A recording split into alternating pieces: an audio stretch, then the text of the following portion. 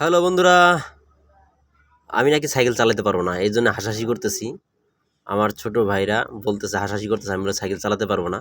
তো যেহেতু গ্রামে আগে ছোটোবেলায় সাইকেল চালাইতাম, তো এখন তো বুঝবেন হ্যাঁ বেশি সাইকেল চালা হয় না। আর যেহেতু ঢাকা শহর জানেনই তো, অনেক যানজটের ভিতর সাইকেল চালাটা একটু মানে রিস্ক হয়ে যায়।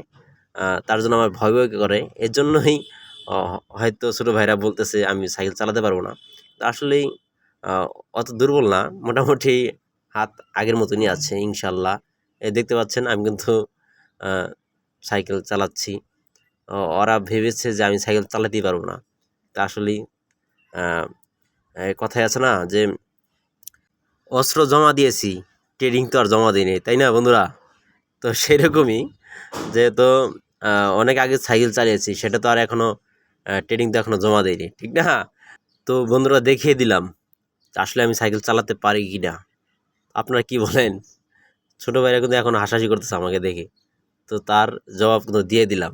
ঠিক আছে?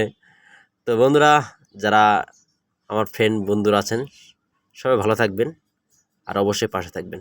আল্লাহ হাফেজ।